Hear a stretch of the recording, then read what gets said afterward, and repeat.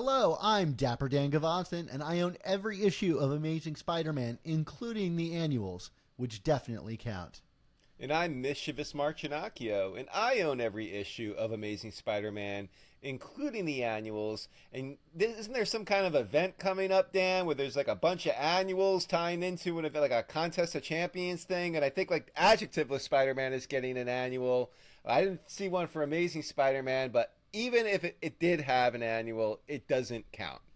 I actually didn't know about that. Look at you. You're ahead on the solicits. Woo-woo! What's going on here? Maybe we got mind swapped. And wait a minute, that actually pertains to this episode. So welcome everybody to the Amazing Spider Talk, the show where two fans and collectors uncover the strange, fun, and fascinating history of the Spider-Man comic universe. Thanks for joining us for a review episode of our Amazing Spider Talk.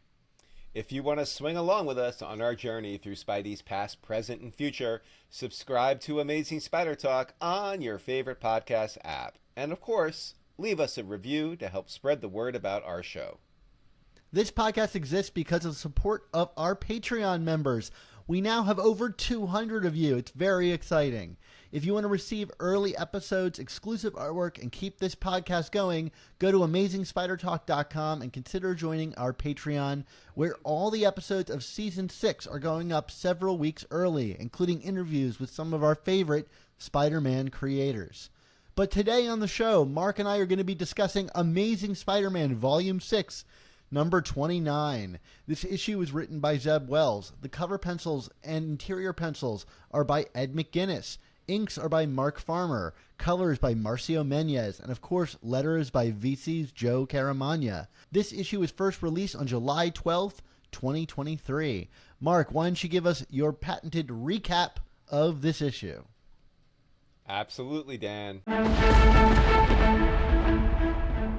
We open with some disorienting images of Spider-Man and J. Jonah Jameson. "Don't look down," a voice says, and of course, Spider-Man is looking down. Pan up, and we get the wackiest inversion of the Amazing Fantasy number 15 cover yet. Jonah in Doc Ock's harness, carrying Spider-Man to safety. Jonah brings Spidey back to some safe place, but all Spider-Man wants to know is, where does Otto have his best friend in the universe, Norman Osborn? In fact, Otto has Norman strapped in with one of his patented mind-reading helmets, and we're going back in time to about 9 years ago when Norman Osborn was the master of the skies, Mason Banks, and Otto was the superior Spider-Man. A story that is so universally beloved now, no one remembers how the internet had a meltdown back then either. And it's only because of whatever is happening now is really, really bad, right? Actually bad this time. It's what people are saying. Oh, actually bad. Exactly. Okay, so it turns out that the helmet is showing Norman Otto's memories of him. Otto still doesn't know what happened to all of his memories. Something supernatural, he bets. If by supernatural he means it happened in a B-book that upwards of 11,000 people read the conclusion of. He's right on that fact, right, Dan? Anyway, Otto wants Norman to admit that he's been shamed. So Norman does admit it. I have been shamed, though not with much feeling. But that's good enough for Otto Octavius. Back to Spider-Man and Jonah is still showing just how super close he is to those octopus arms. The arms seem quite keen on connecting to Peter, and even show off the spinal interface, which sounds like an early 80s punk band. Elsewhere, a woman is hanging upside down, and it turns out she's not a criminal, but a dog walker. What kind of spider creature would do something so ridiculous? It can't be Ben Reilly or Kane, since Marvel really doesn't have a place for them anymore as part of the Spider-Man universe, right?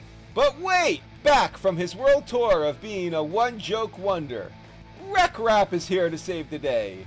Complete with an editorial note from Nick Lowe that says the quiet part out loud about the fact that there's really no purpose or direction here, but they just think Wreck Rap is cool and they want to keep using them.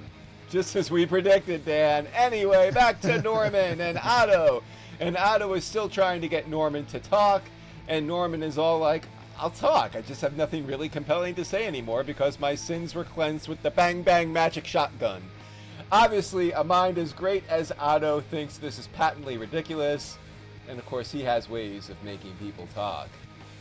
We're now back to Peter and Jonah, and Peter relents to joining with the octopus arms, and he immediately gets a sensation that he misses this? And did Peter get his mind wiped at the end of Superior too, Dan? What's happening here?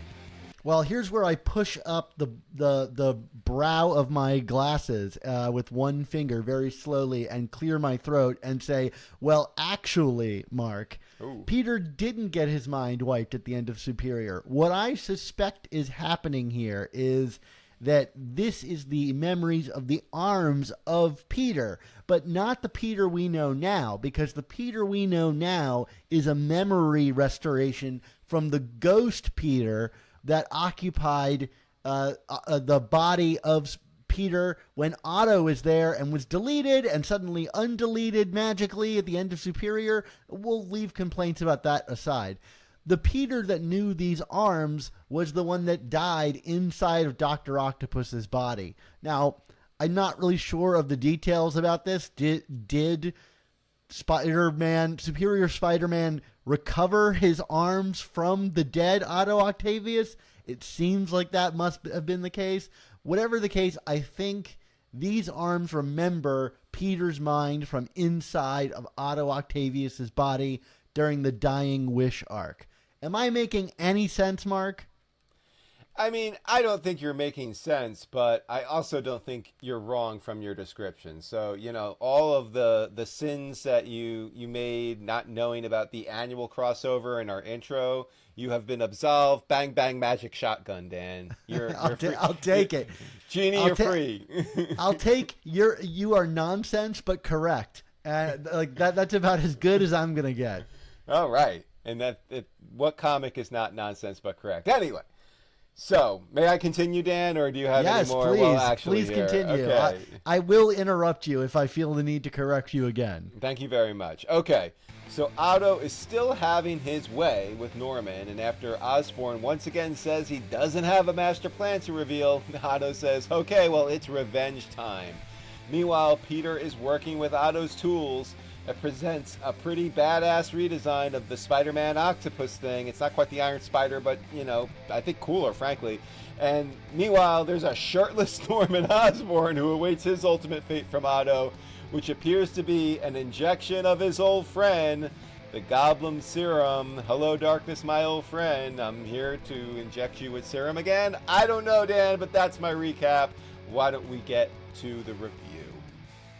Well, I want to start this review off because this is an Otto Octavius heavy comic. And I think you and I have slowly been warming to the reintroduction of Otto Octavius in this book, but still I wish they hadn't done this. And I want to issue a huge mea culpa here. I am unused to my opinion swinging so wildly in another direction in the middle of a story.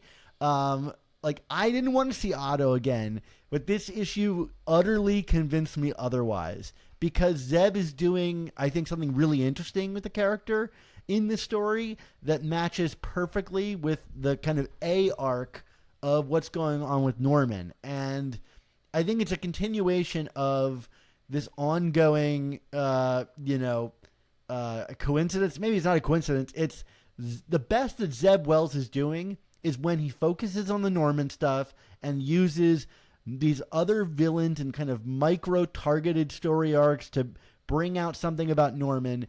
If that was all this run was, I think it would be an absolute, slam dunk. How he's using these, and in this case, how he's using Otto, has convinced me 100% that he's got something really interesting to do with this character, and suddenly I don't regret having him here. This is a really great inclusion of this villain. Yeah, I mean, I feel like we have seen a progression of Otto through these three stories so far, or through these three issues so far, and it's like you said, it's headed in a really interesting direction. I mean, I don't think. It's not so much a mea culpa, but again, I know certain people don't like when critics like us say this, but it's more of a demonstration of why you sometimes have to let a story play out to see what the creators are intending to do here. Because we got the first part was, like you said, it was just kind of just Otto's back and like, okay, so what, and then we kind of in part 2 saw more of the criminal mastermind Otto, but like he was clearly after something, and now like this issue really does start peeling back the layers of the onion here about what is driving Otto here, and frankly, I am far more interested in Otto's unresolved issues and failures vis-a-vis Norman Osborn than Spider-Man at this point. Like I feel like we kind of got the resolution more or less. I mean, we weren't at the time particularly satisfied about it, but we got the resolution with Otto and Peter at the end of Superior. Like I don't know if there's more stuff that needs to be explored there in terms of their dynamic, and maybe part of our own resistance, I mean personally speaking, was built on the fact of like, oh, we're really gonna just go over that ground again with Spider-Man and Otto? I mean, like we've done it, like, but no, the Norman stuff, I mean, I've been frankly saying that I wanted to see more of the Peter and Norman stuff, but like, this is just as, I don't know if it's just as good, but it's good, like I like when Zeb frankly plays with this dynamic with Norman. I want, like you said, I want to see more of this. I want, it doesn't always have to be Norman and Peter. It could be Norman and Otto. It could be Norman and Harry. Well, there is no Harry anymore, but you know what I mean? Like it could be Norman and these other characters. But if you're going to change the status quo, or not even change, not that Zeb has changed it. He took Nick Spencer's status quo and has built on it in an effective way. And this has been good stuff. So like, again, like, sometimes you just got to see where this is going. I mean, we can sometimes see where it's going and then not like where it ends up. We saw that in the last arc for sure. But like, I think this has been a pleasant surprise of an arc because of where we're going, not just with the storyline, but with the characters. Like I love all of these characters in the Spider-Man universe. This is why this is my comic of choice for all these years. And I feel like Zeb is having fun and playing around in the sandbox a bit and exploring new dynamics. So, I mean, kudos to that. There's definitely something, and this is probably the first time we've really explored it to this extent, which is like, even the villains don't accept or understand Norman being good, and, that's a really interesting dynamic because it throws all of that out of sync, and I think this is probably the best demonstration we've gotten of that. Meanwhile, Peter is desperate to keep that bomb that is Norman Osborn from going off, in relation to those villains. So it creates a complex thing that's not just, I'm going to fight Otto because he's a bad guy. It's like our motivations vis-a-vis Norman Osborn are in direct conflict with each other. Yeah. I mean, I think I would have loved to have known Otto's intentions more up front.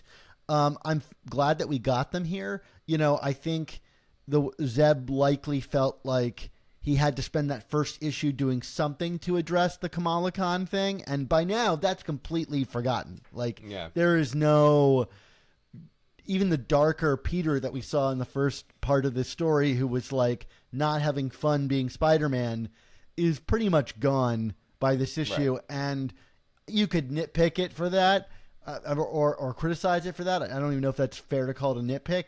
But I frankly am like, okay, good. I don't want to spend any more time on that dud of a story direction. Yeah, but hey, Fallen Friend came out the same day as this one, Dan. So you had to pick that one up. So anyway. Yeah, I actually did, and I picked it up too. I haven't read it yet. I haven't read it yet either.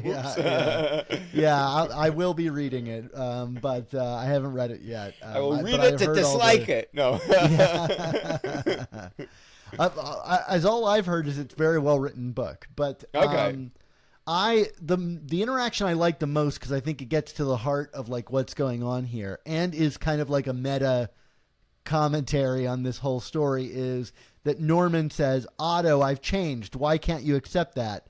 And Otto's response is, because I wasn't allowed to, And that's a really great motivation to me. You know, like, I mean, one, it fits Otto as a character who sees himself above everybody else. And if he's not allowed to claim victory in some way, and we see him here wrestling with like the idea of like, wait a minute, did I actually try to be a good guy? Like, he's wrestling with that complicated feeling here.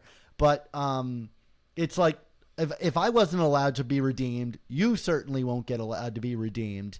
And I thought that was utterly compelling. And, you know, one of those interesting times that the book like references the sort of like narrative rubber banding where the characters always have to snap back to being a villain, and a villain kind of like taking objection to that. I thought that was really clever. I was utterly compelled by that idea.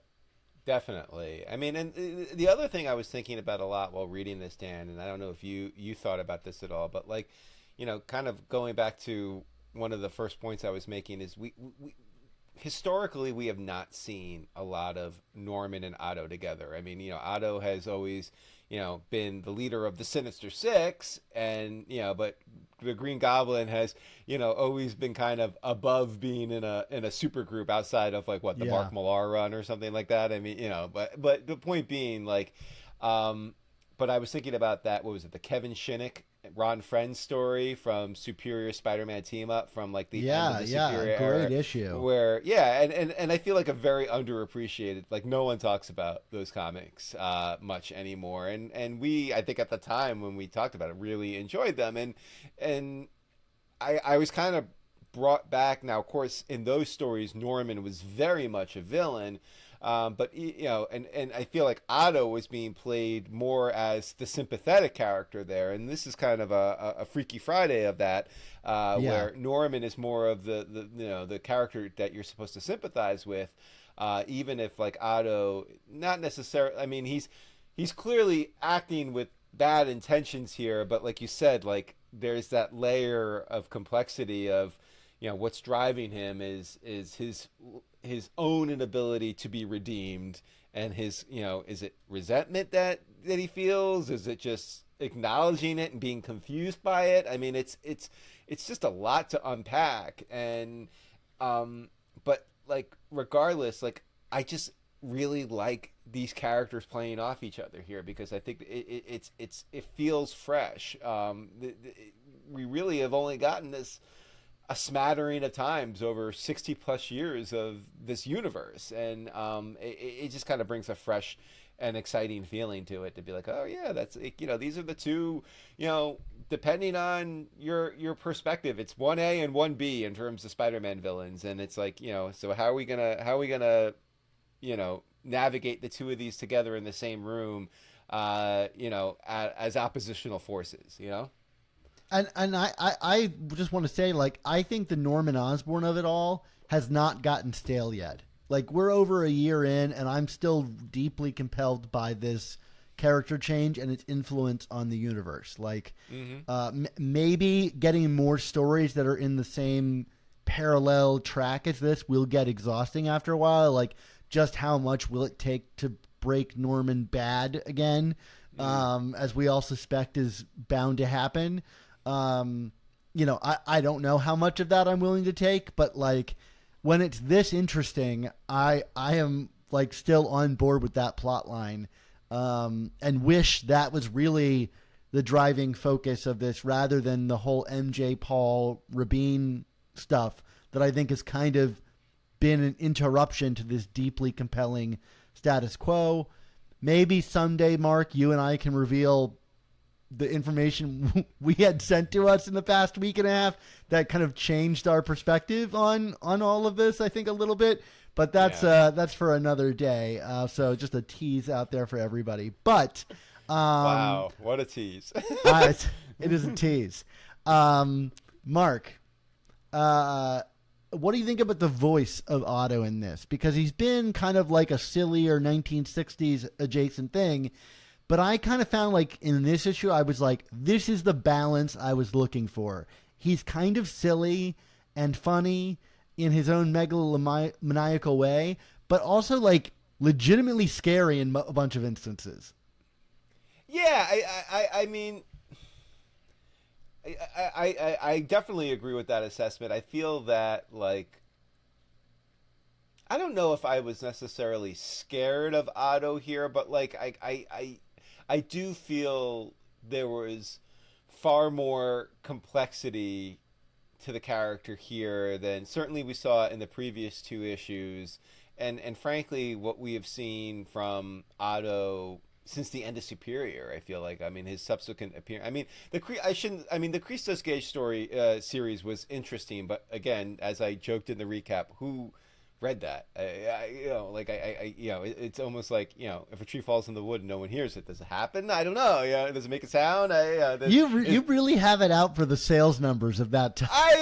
It's look, like, a book can be as great as it can be, but if it doesn't happen and then they start pulling in and referencing it, like, it's hard for me, like, yeah, we're the nerds who read everything, but like, you're putting this in one of the best-selling books that the comic industry has right now. How many casuals are reading that book and understand what's happening here?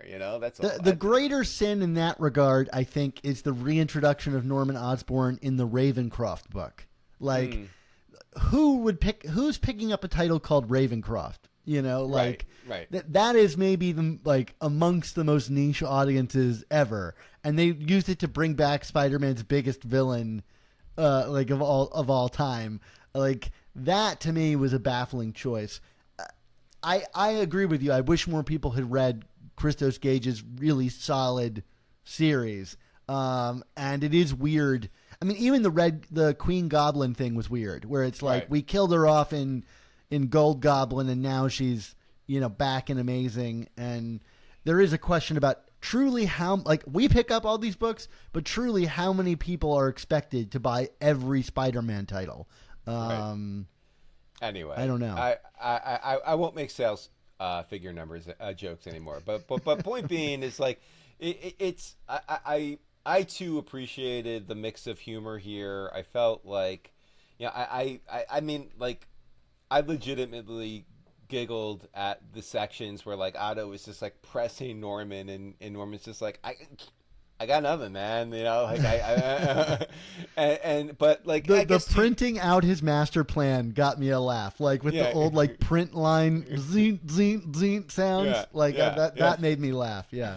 But to your point, like, you definitely kind of, like, saw a far more sadistic side to Otto when, like, like, he made, he was kind of the punchline of the joke of, like, you got, I'm gonna make you talk. All right, I'm talking. I have nothing to say. Okay, but then, like, he definitely ratcheted up, and then, like, grabbing the goblin serum at the end. I mean, like, and we could talk about this later in the episode when we start talking about some of the characterization with Norman here. But the fact of the matter is, like, because of the fact that we, by hook or by crook, have been made to care about Norman Osborn and, like, his long-term sanity and goodness here, like, that final move from Otto was, like, was dastardly. It was like, oh man, that's a true supervillain flex there. Like, he's just like, I am done playing games.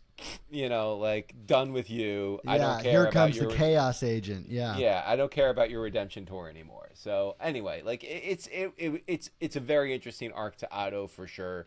Do we want to talk a little bit about the Peter of it all? Because, I mean, it is his book after all. Yeah, it is his book, and I don't want to make it sound like he's a passive agent in it, because he's not. It's just, I think the Otto and Norman stuff was more interesting, but, like, not to go comparing arcs here, but, like, Peter is not an absent voice in this book, I don't think.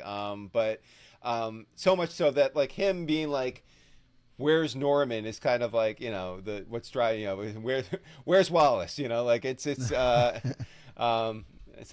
the Wire a Gen X reference? Anyway, but yeah, it's like that kind of desperation to, like, oh boy, like, I gotta get to Norman. I gotta save Norman. I mean, it was like, oh wow, like, it adds to the drama here and makes me, the reader, care about Norman even more.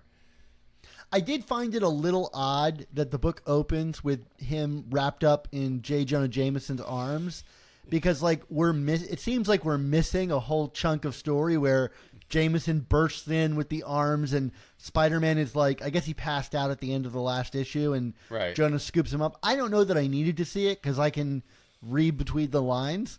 And I enjoyed the opening with the kind of like hazy visuals and McGuinness's cool layouts and that really great reversed Amazing Fantasy 15 cover image that you referenced earlier. But yeah, I really dug the desperation of Peter here and regarding Norman, but like it's an additional like add-on. Like all of this run, we've seen Peter wearing Norman's gear, and you know, you ask yourself like, would Peter really like accept this from his greatest nemesis? Under whatever guise, I don't know that he needs to wear the armor to monitor Norman, but it does keep him in, like close connection with Norman. And here we're taking that to like a step further, which is like, he knows that interacting with Otto's tech is a deeply perilous situation for him, given that the last time he did it, he, lost control of his body, but here he knows, like, look, like if that were to happen to me, even still, the return of the goblin is unacceptable. Like I'm willing to merge my spine with these arms if it means safekeeping Norman. And I liked watching him like weigh that out. It's not spelled out, entirely on the page, but I think the weight of it is there. And the unease about, like the way McGuinness draws the like teeth of the spinal thing is like, yeah, you don't want to stick your back into that. Right.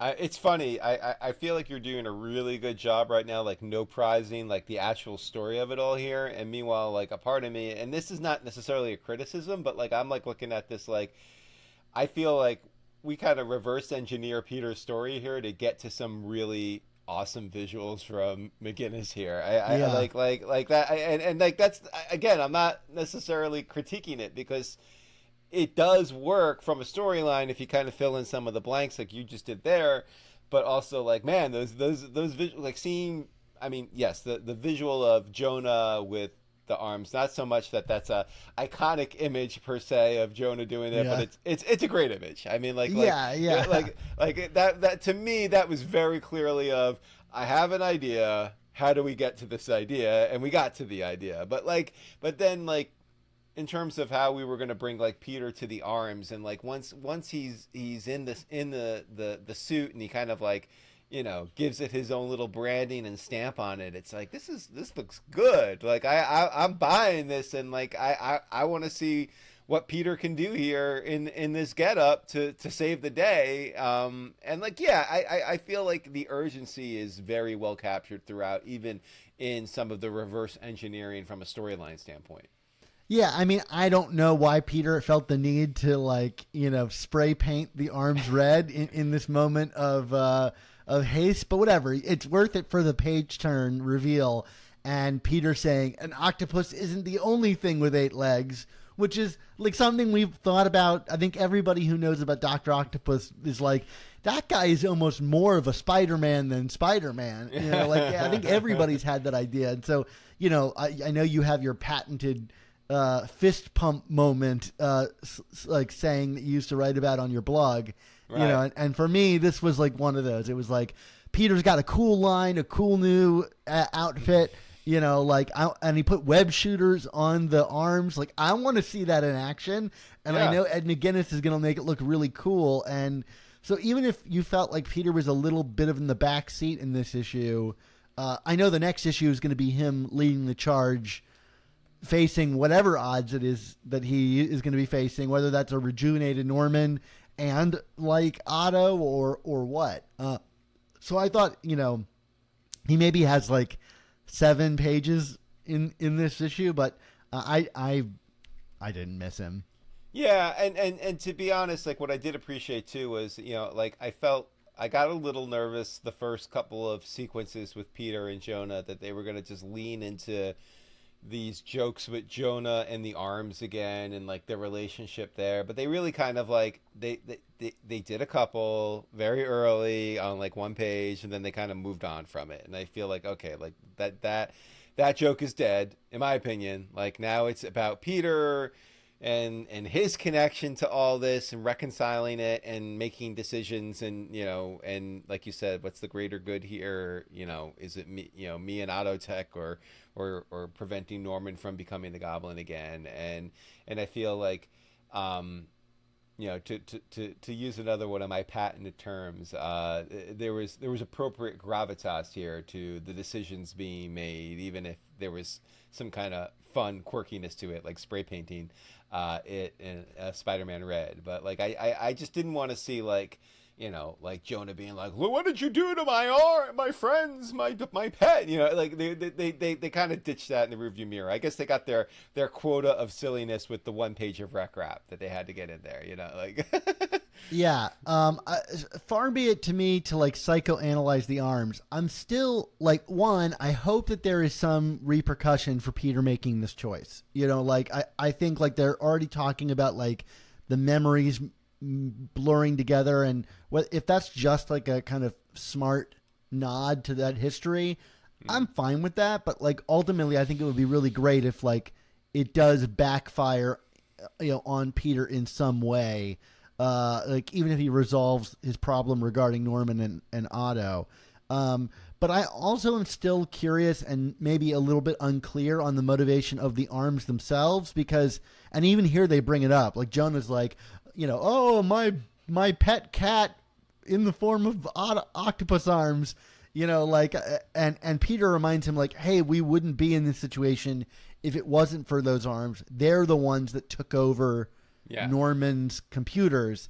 And so I'm like, hey, so what is it? Are the arms like good? Do they just love Peter and Jonah for some reason? Like, I get why they like Peter, like, so, but they still seem to be doing Otto's bidding in some way.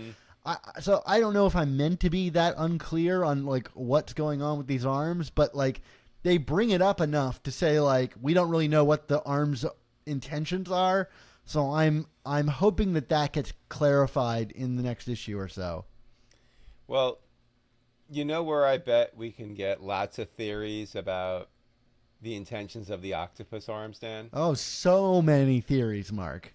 Yeah, the Slack, right? I mean, yeah, that's the place to go. Yeah. Okay, well, let me tell people about the Slack. Yeah, go for it.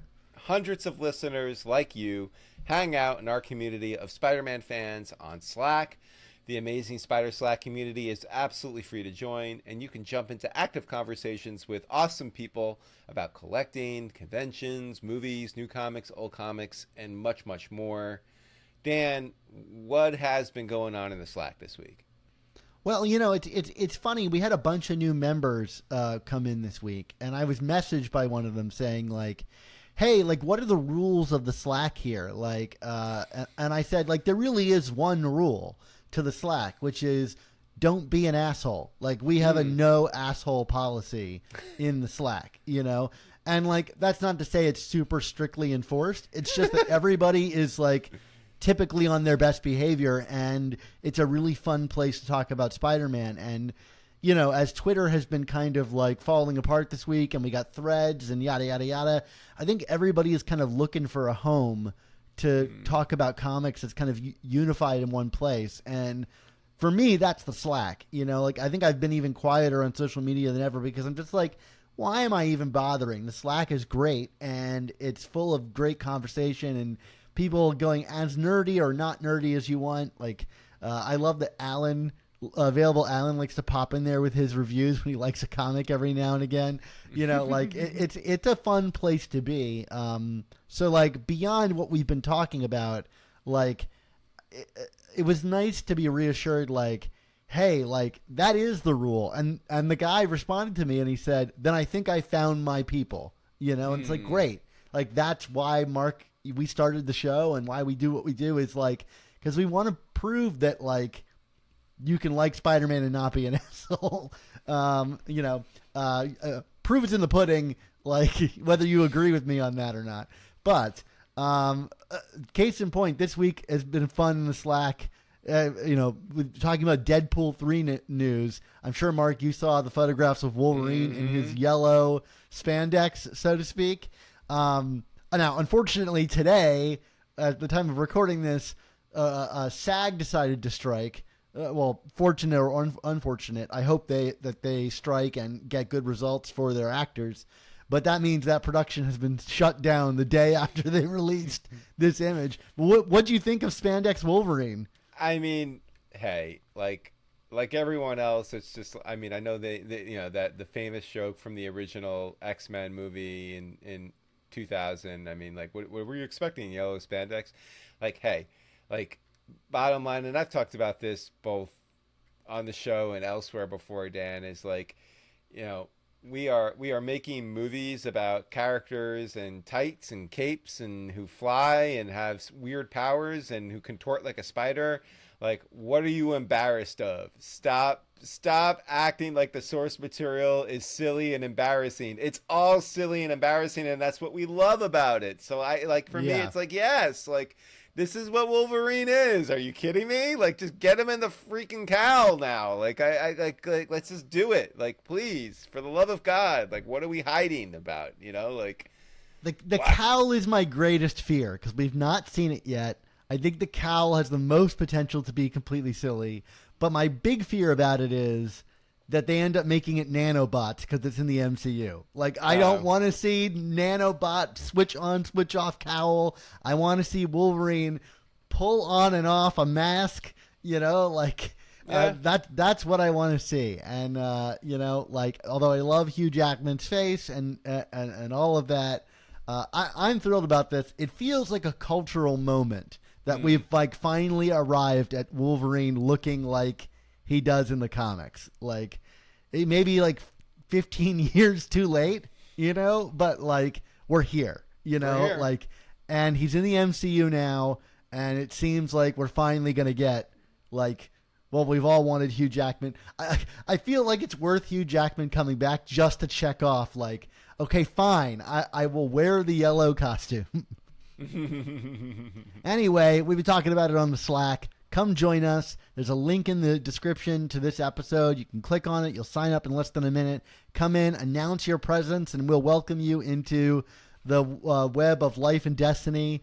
And that's the Slack. Let's get back to talking about Amazing Spider-Man Volume 6, number 29. Absolutely. Well, why don't we talk a little bit about Ed McGuinness here? I mean, kind of talking about the idea of being embarrassed of your source material. I don't know. I mean, we've had some issues, I feel, with McGuinness, not so much in terms of his style, but kind of how his style alters the tone of this book. Personally speaking, Dan, I felt like this was a vast improvement on that regard. I feel like we had a good balance between some snarky humor and some good stakes, and I felt like this was McGuinness's best issue visually so far. So what about you? I agree with you, and I think it's funny because it doesn't really have any reason to be his most visually interesting because it's really just a bunch of people in rooms kind of talking to each other, But I think it's really allowed him to let the characters act and his layouts to be really interesting. This is still an elevated modern Spider-Man comic, and I don't feel like we get a lot of quote unquote elevated comics anymore. The whole thing is how grim and gritty and down to earth and serious can we take it? But I think the fun of the visuals elevate the exposition and dialogue heavy comic into something that was more expressive and let his character acting on the page really sing. And so I think, weirdly, an issue not designed to take advantage of this, really ultimately took huge advantage of what he brings to the page. Yeah, I mean, kind of similar to what I was referring to earlier with Jonah in the Arms. I feel like one of the things that this issue benefited from visually was some of the stuff that was really elevated and over the top. It was kind of it was well done but short. We had like that opening sequence with Jonah and Amazing Fantasy 15. It's a fun page, and then we moved on from it. I mean, it was like, that first page, which was, I thought, a really creative layout that led to that page, and then that was it. Rec Rap, which I'll refer to again. You keep avoiding the rec rap of it all, but I won't let you, Dan. No, I actually wanted to talk about it, so I'm glad you brought it up. Yeah. Okay, yeah. I mean, like, hey, look, like when we first, I think it was you're the one who said it when we first had our appearance of Rec Rap. We were like, Rec Rap is great. I never have to see Rec Rap again, and we both knew that wasn't going to be the case because like I think I also said that he has serious Razorback potential. So, like, it oscillates for me. Like, you know, like, he did something great, but then here it developed, and I was like, nope, I actually really like Rec Rap. The, like, misspelled, like, card and the cop saying he's normally wittier than this made me laugh. Like, I'm not going to lie. Like, it's legit funny to have, like, dumb Spider-Man swinging around. Right, and that's the thing, though. It's legitimately funny to have dumb Spider-Man swinging around in small doses. Like I like a whole issue dedicated to that, which we have not seen yet, but maybe we will. I have a feeling that it's coming. Yeah. Yeah. I mean, that might be tough. Like that could just end up being like, the famous issue where Spider-Man and Wolverine switch bodies in Ultimate, which I actually like that comic. But what am I gonna? Everyone else. You and Nick Lowe. We're like, yeah, we're soul brothers. Anyway, point being is, like, I feel like a lot of the over the top stuff that McGuinness does here, I mean, even the stuff in the previous issues that he's done, it always looks good or interesting but like, it just, because it's in concert with so much other stuff that's over the top, it just kind of feels off. And I think because we had it's in short but powerful doses, and then it moves on to story and to character, and you're just like, okay. Like I like, that was a fun visual. Now I can move on to the next thing. And he keeps even the smaller moments moving in an interesting way, like you said, because he's very good at layouts. Like he really lays the page out in a clean but unique way. This really worked for me for the most part. Like, I really loved McGuinness's work here. Well, I think it's goes to show that, like, in comics, you can't really separate the writing and the art. Like, they're very much in concert with each other, because together they create tone and theme and so on. I went and saw the new Indiana Jones today, and I was rewatching some of the older Indiana Jones, and I always find it funny how much those movies are so adept at shifting tone so quickly. You've got, like, silly, jokey stuff matched up with, like, things with real gravitas, and Spielberg is really excellent at that. And comics can be really good too when they are able to do that, and it relies on a writing and art team really working well together. And I think this is a really good example of, like, how something can make you laugh and make you buy into the stakes simultaneously. I think it's something that Stan Lee was actually really excellent at in his own dialogue, when paired up with, Ditko and Romita Sr., his voice could sell both things. So, I'm seeing the potential for Ed and Zeb in this comic. It's like, okay, like, this is the ideal of, like, what that team up can produce. And what it produced, I think, is one of the best issues of this run. So, like, I'm no longer, like, hesitant about those two working together. I just, like, I'm beginning to identify what makes it work and not work. I did want to ask you, about the cover here. It's a pretty strong, if not kind of inventory-looking cover. In some ways you could say maybe, like, I couldn't figure out, do you think it's an homage to Spider-Man 1 or Superior Spider-Man 1, which maybe is an homage to Spider-Man 1 itself? Because I was like, is there anything about this cover that makes it distinct to this issue? And maybe it's the Superior connection. Did any of that strike you, or do you just think it's like, well, I'm doing my Todd McFarlane cover? I didn't think that deeply about it. I got to be honest with you, but I think you raised an interesting point. I am going to choose to believe it's a reference to Superior One. That is that. I don't know if you convinced me per se, but you put the idea in my head, and I want to believe it. It is. There's a sort of like crawling forward, downward angle that is similar to that like first issue of Superior. All right, so moving on, like we got a really great cliffhanger at the end of this issue, and we're not really that much in the speculation game, but like, do you think this is it? Like, is Norman now doomed to become the Goblin again? Like, is this if that happened here? Like, are you like, okay, this is a good moment for that to be like Norman's downfall? Well, Master of the Solicitations. I mean, don't we already know the answer to that, Dan? Or do what? we? I mean, okay, I don't know. Like, there is a cover, right, with like the shattered face of the Goblin coming up or something like that. Yeah, but that's not for like another 6 or so issues. So okay. like All right. like maybe this is the thing that triggers that downfall. Right. But we still have a little ways to go. The only reason I ask is because, and again, the B titles, how much you trust them as canon is really up to you. Mark, I know you've been reading Red Goblin, which I actually thought is a pretty great series. Enough that I think it was originally solicited as a mini series, and now it seems to be an ongoing, or at least that it's been expanded. There's an issue 6, yeah. Yeah, and it's starting a new story arc. So, like, right. apparently we're going to keep going with this. And I was very hesitant about, like, reading a Normie Osborn Goblin childy, series.